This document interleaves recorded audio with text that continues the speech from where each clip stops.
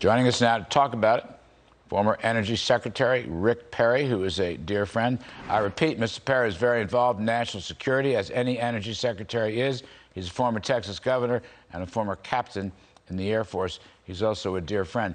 Mr. Secretary Rick, today, as you probably know, General Milley is defending himself, and President Biden is defending Milley. Take a listen to what Biden had to say. Thank you. General Milley did the right thing. I have great confidence in General Milley. All right, so there you have it. I have great confidence in General Milley. Rick Perry, do you, or do you think he should resign? Well, I think Joe Biden has confidence in General Milley until he doesn't have confidence in General Milley. And I think that's a really key point here.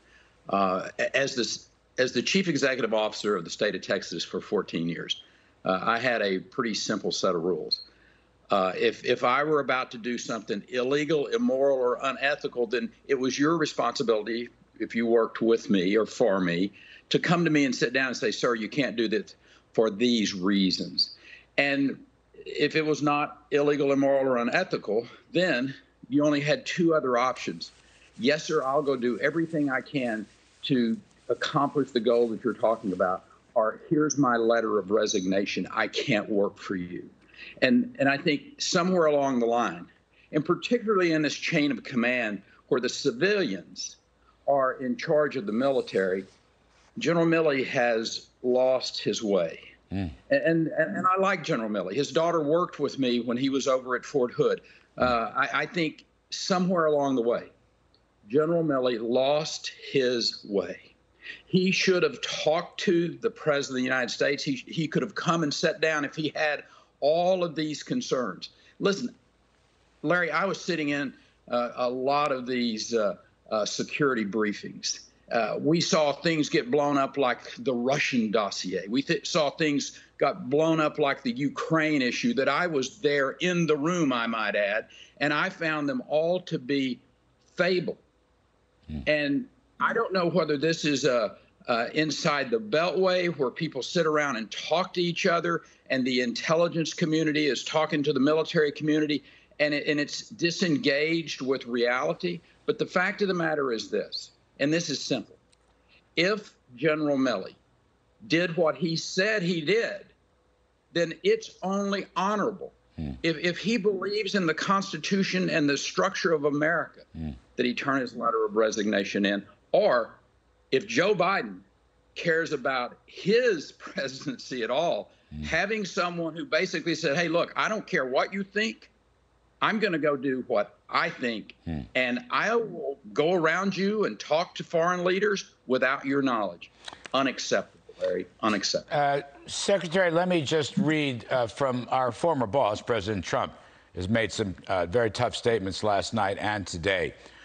So let me quote from President Trump.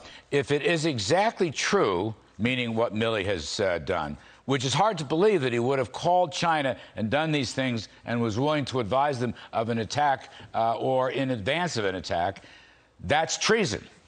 Now, President Trump also went on to say in a statement, the people that fabricated the story are sick and demented, and the people who print it are just as bad. In fact, I'm the only president in decades who didn't get the U.S. into a war. That's a well-known fact that is seldom reported. Rick Perry, let me just focus on that last point, because part of the mystery, at least for me, as someone who was a big admirer of General Milley, great respect for what I thought was a great patriot, I don't understand this business.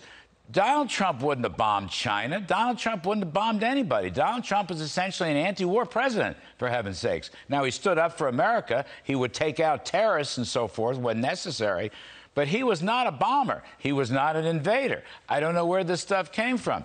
Look, Rick, as you will, if Trump was teed off at China, he'd have put a lot of tariffs on him.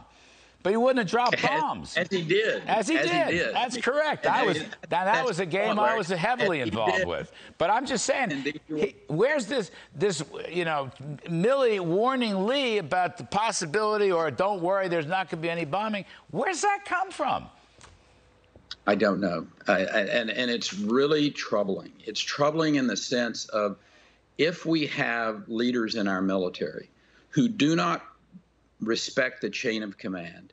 If they feel that there is an issue and they can't come and talk to the leadership of the country that they work for, then they have lost their way. And again, I think that is, we as a country need to have this conversation. The United States Congress needs to have a deep, thoughtful conversation.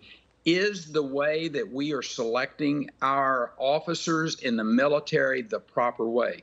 I've had individuals who I grew up with, worked with, who were in the military for multiple decades, who basically said, since Vietnam, we have been choosing the leadership of our military more focused on, did they go to the right school? Did they kiss up to the right people? Without thinking about what were the real qualifications that we needed in our warfighters.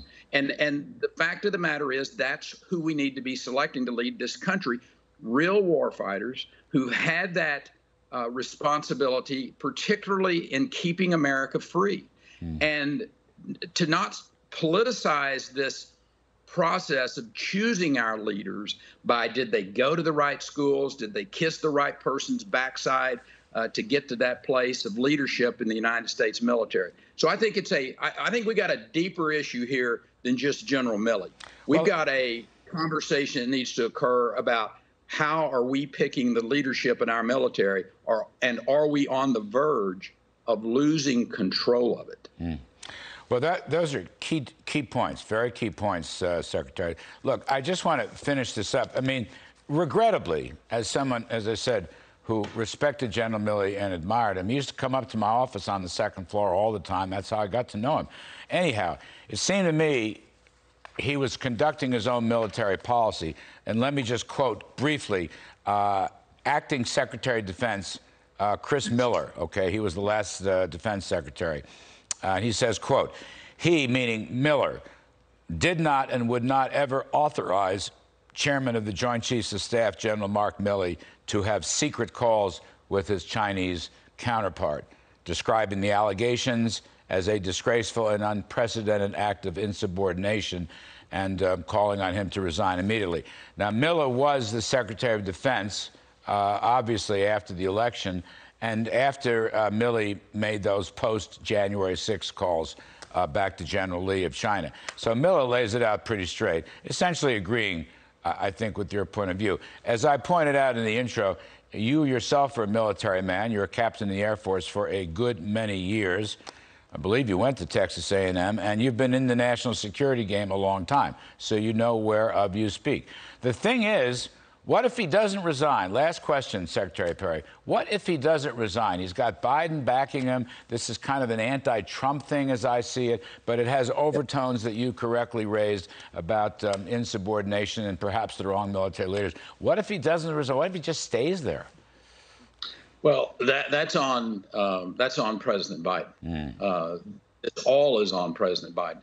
As a matter of fact, the Afghan withdrawal, the open border that we have in Texas today, all of these issues go back to Joe Biden at some point in time. And I think the residual effect of this is the congressional delegation that are Democrats that are trying to pass these massive bills. They're going to start seeing the loss of support back home for their agenda. And at that particular point in time, the Biden agenda completely crumbles.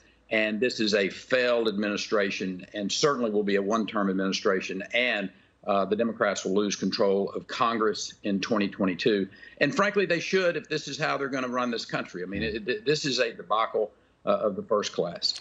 Well, Mr. Secretary, originally we were going to have you on to talk about taxing natural gas and over-reliance on windmills and wind power and the Green New Deal.